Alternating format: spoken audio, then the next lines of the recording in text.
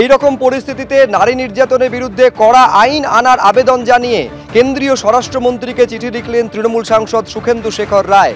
এই চিঠি তিনি লিখেছেন এবং দাবি করছেন যে প্রত্যেকটা জেলাতে অন্তত 3টে করে যেন ফাস্ট ট্র্যাক কোর্ট তৈরি করা হয়। চিঠি লিখেছেন কেন্দ্রীয় স্বরাষ্ট্রমন্ত্রীকে তৃণমূল সাংসদ সুখেন্দু শেখর রায় এবং তিনি বলছেন নারী নির্যাতন রুখতে আরও কড়া আইন আনতে হবে।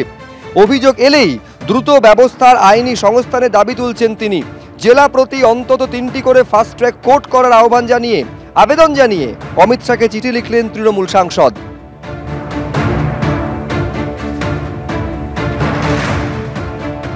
14 তারিখ মধ্যরাতে আরজিকর মেডিকেল কলেজে যখন হামলা চালানো হয়, হামলাকারীদের লক্ষ্য কি সেমিনার রুম ছিল? একটি ভিডিও ভাইরাল হয়েছে, যে ভাইরাল ভিডিওর থেকে এই প্রশ্নটা জোরালোভাবে উঠে আসছে। তার কারণ এই ভাইরাল ভিডিওতে হামলাকারীদের এই কথা বলতে শোনা যাচ্ছে, চল সেমিনার রুমে চল। তাহলে কি সেমিনার রুমে হামলা চালানো এটা উদ্দেশ্য ছিল? প্রমাণ লোপাটের কোনো চেষ্টা ছিল? আমি শুরুতে আপনাদের দেখাতে চাইবো এই যে ভাইরাল ভিডিও, তাতে কি রয়েছে, কেন এই প্রশ্নটা বড় হয়ে আসছে, সেমিনার রুম হামলাকারীদের লক্ষ্য ছিল কিনা দেখুন।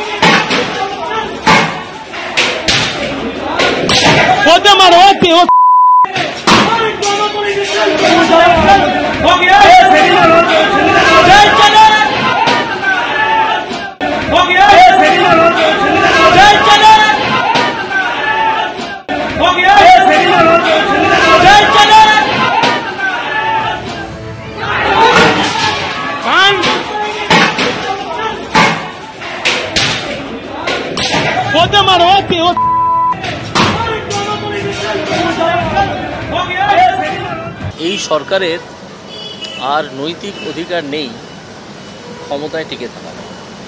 তো সেই জন্যে আমরা 356 ধারা এটা সম্বন্ধে কথা বলতে এসেছিলাম। 356 ধারা মানেই, যদি আপনারা 356 ধারা নিয়ে একটু আলোচনা করেন তাহলে দেখতে পাবেন 356 ধারা মানেই সরকারকে ফেলে দিয়ে রাষ্ট্রপতির শাসন নয়, অন্য আরেকটু খানিকটা কিছু করা যায়, অন্যান্য কিছু করা যায়। যেমন সরকারের হাত থেকে কতগুলো দপ্তর নিয়ে নেওয়া যায় 356 প্রয়োগ করে। তো তার মধ্যে আছে ফিনান্স, এই দপ্তর নিয়ে নেওয়া যায়। কারণ গত 2 বছর এই সরকার